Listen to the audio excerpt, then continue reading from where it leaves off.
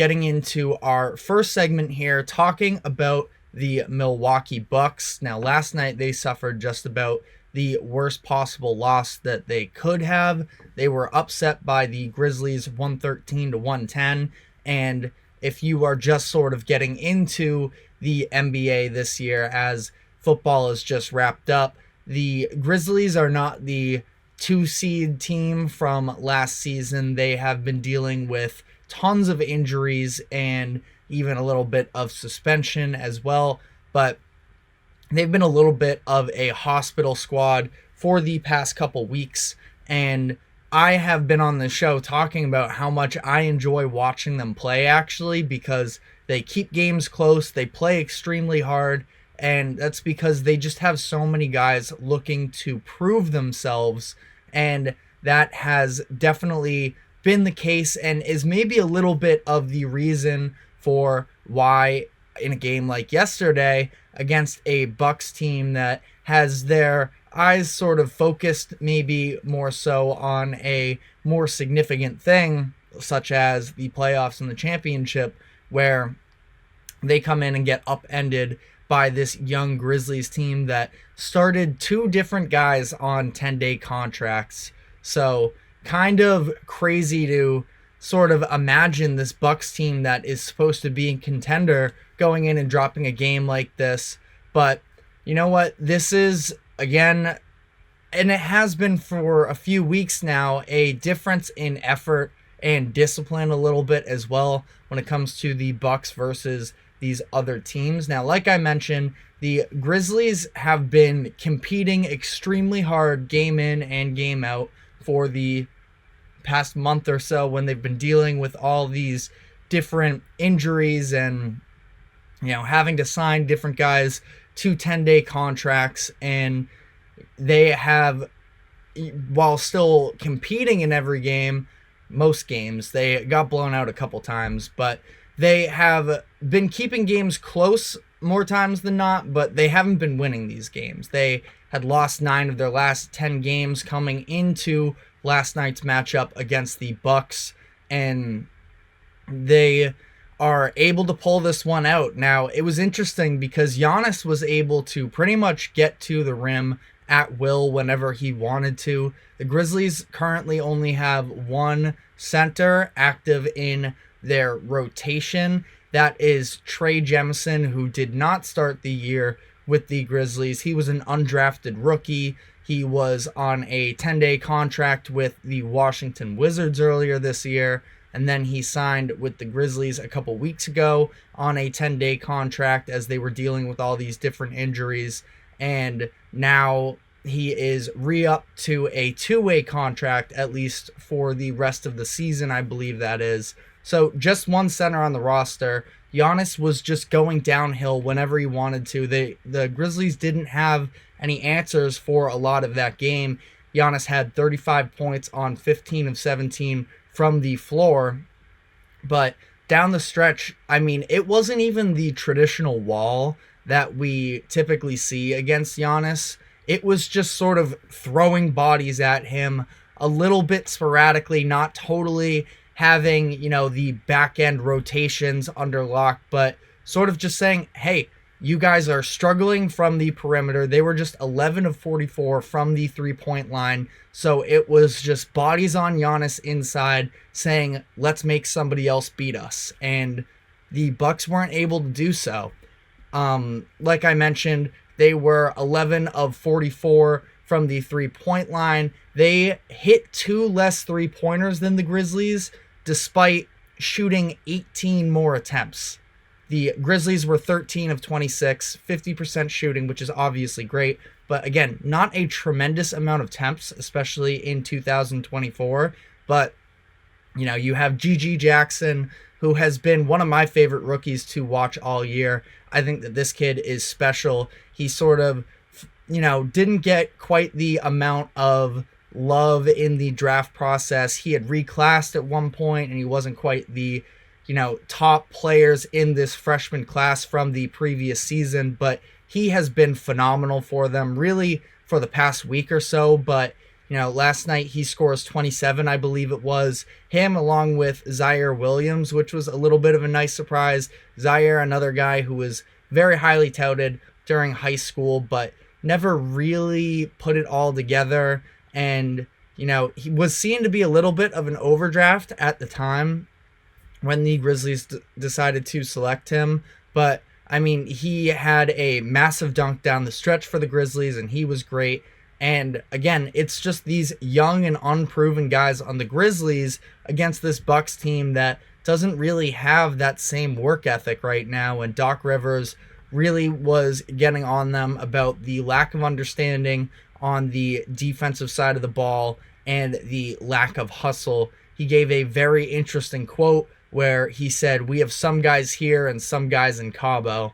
So, they're going into the All-Star break, obviously, and this is typically the time of the year in the NBA season where you get guys and teams sort of falter a little bit just due to the time of the year. You've already played over 50% of your games for the season. You're about to head into this break. You and I both know, if you've, been in school, that last day before going on a summer vacation or a winter break or anything like that just feels like it stretches out and your mind isn't really with it, trying to be 100% focused in on the things that you need to do. And that was a little bit of the case for the Grizzlies last night. But, interesting because we look at this Bucks team and the position that they're currently in, because they were 30-13 when they decided to fire Adrian Griffin. They were the number 2 seed in the Eastern Conference. But sort of as we've talked about in the past on this show, clearly wins and losses weren't everything for that Bucks front office in terms of why they decided to move off from Griffin. Because if it was just a matter of winning regular season games, the Bucks would have stuck with Griffin through the rest of the season. But instead, they make the change because they feel like there's a little bit of a disconnect in the locker room. The defensive strategy really wasn't getting it done, and they were among the bottom defensive teams in the league. So they end up bringing in Doc Rivers. Since he has taken over, they are 3-7. Their offensive efficiency has dropped from second in the league to 24th. Their defense has statistically gotten better. Nothing phenomenal by any means, but again, for one of the worst defensive teams in the league under Griffin, they are number 12 in the league since Doc Rivers has taken over. So again, not anything to really write home about, but you've at least seen improvements there on their most glaring weakness, which again is sort of why they brought in Doc Rivers, was to fix the defense, was to fix some of the maturity and effort things, and that hasn't all fully come into shape yet. And we're going into an all-star break. We still have a ton left in the regular season, but I think that the pressure is really building for this team to come out strong in the all-star break. They're still going to be holding practices. They have to figure out what their identity is. I don't worry too much about the offense necessarily alone. You still have Giannis. You still have Dame, which sort of brings in a little bit of a conversation here. Dame has been really struggling over the past month or so. I thought it was kind of crazy when he was given the all-star starter position anyways. Yes, he was on a very successful team. Yes, he's Damian Lillard, a very well-recognized star in this league. And it was fun for them a while. They were winning games. Their offense was incredible. We all know that in all-star festivities, people don't typically really care about defense, even though the defense hadn't been there for the Bucks. So it was more name recognition and fan vote and all of that stuff. But he has really been struggling over the course of the past month. He's shooting 42 and 34 splits this year. That is the second worst three-point percentage of his career and the third worst overall field goal percentage. So he's been very ineffective from the field, and specifically in the past month, things have not been going well for him. He's shooting 40-29 splits since the start of 2024 across 21 games. So a little bit concerning there. It's interesting because we all sort of just assumed that there was going to be, and myself included in this, assumed there was going to be this elite two-man game between him and Giannis. Yes, it was going to take some time to work out, but ultimately when you combine that great of a shot maker and just about the best rim rolling threat in Giannis, he doesn't even need to come off as a roller. More times than not in his career, he has been the ball handler himself and just going downhill.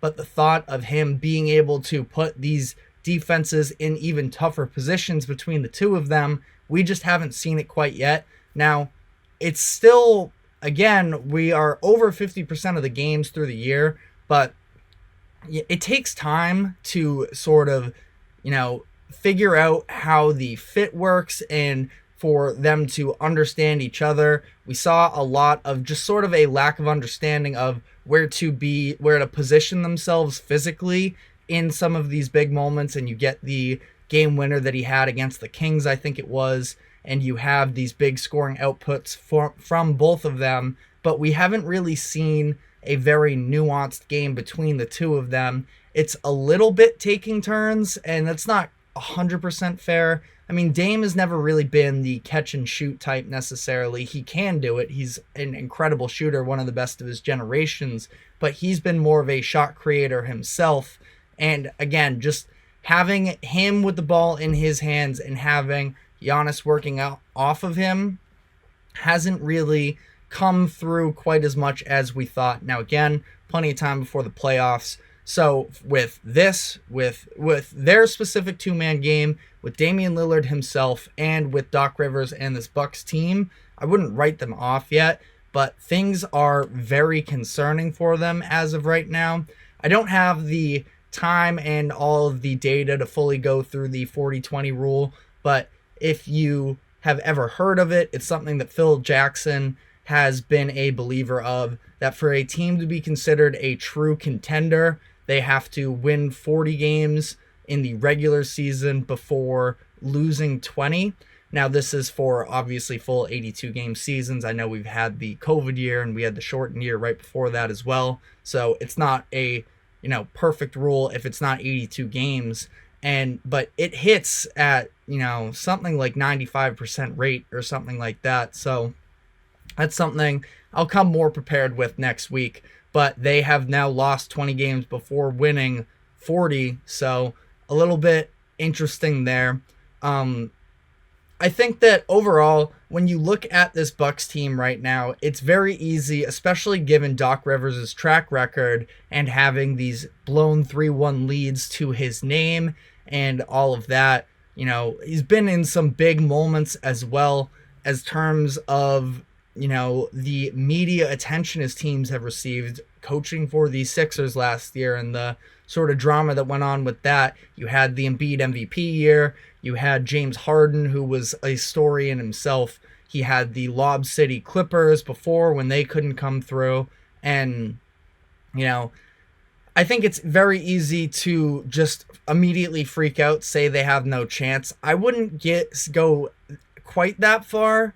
But, I mean, I am definitely very concerned about this. Again, very concerned. I even feel a little weird because I think that the Eastern Conference is pretty open.